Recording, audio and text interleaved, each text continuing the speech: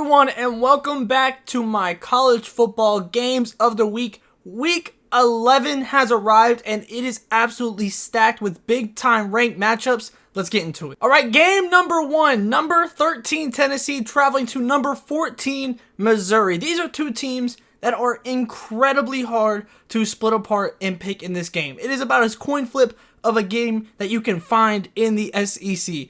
7-2 for both teams. 3-2 in the SEC for both teams. Missouri just coming off that loss to Georgia in Georgia. A really close game. A very, very tight one that they just weren't able to pull out. So when I'm thinking about this game, I'm thinking, okay, what separates these teams? What are the trends for these teams? And I feel like, in my opinion, the trends favor Missouri. Let's get into it, because the two things I factor into this game for me makes me lean in the way of Missouri is the two losses that Tennessee has. Both of them on the road, at Florida and at Alabama. Far from the worst losses a team can suffer, but these are two good teams, so the losses that they have is what we got to work with. So not bad losses, but both on the road. What is the other thing they have in common? The way that they lost. Both Florida and Alabama were able to succeed on the ground against Tennessee. For Florida, it was Trevor Etienne with 172 yards and a touchdown, and Jace McKellen for Bama, who had 115 yards and a touchdown. Now look at Missouri, who has Cody Schrader, who has been really, really solid this year. 919 yards, 10 touchdowns, and an average of 5.7 yards per carry. Mix those two things together, and Missouri has a very good chance of defending home field. But like I said, this genuinely is about as coin flip of a game that you can find, especially in the SEC. So I'm really excited for this one.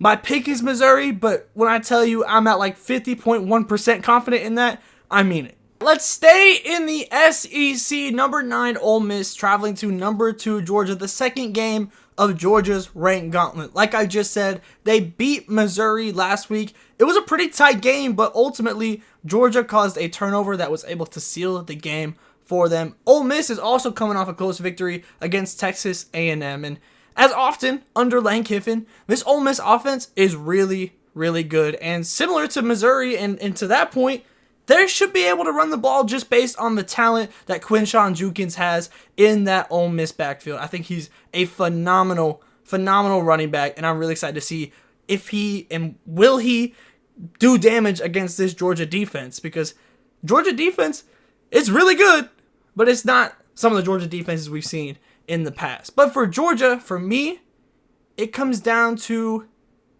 the difficulty of beating Georgia at home, because Ole Miss, they are a very, very good team, and they are a team with everything left to play for. Only one loss. If they win this game, they skyrocket up the rankings, and they are in play for the SEC championship. But you have to be absolutely perfect.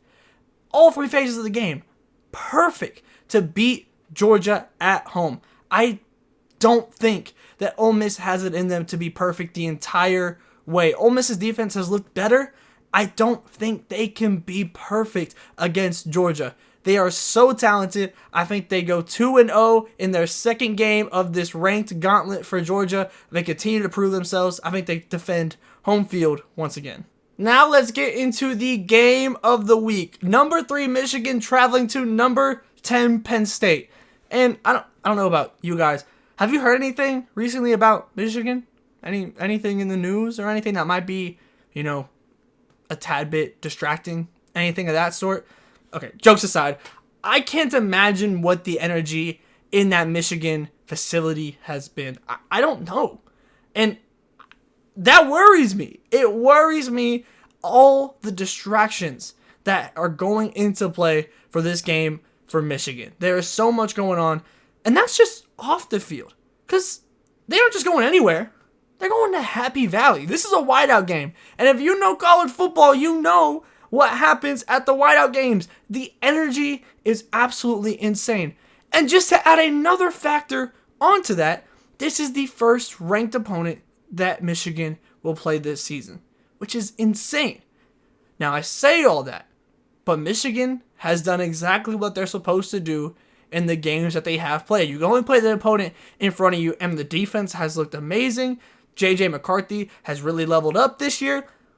They are a very good team, but it's kind of become a phrase I've used frequently on these episodes. Prove it. It's time for Michigan to prove it. All the distractions in the world.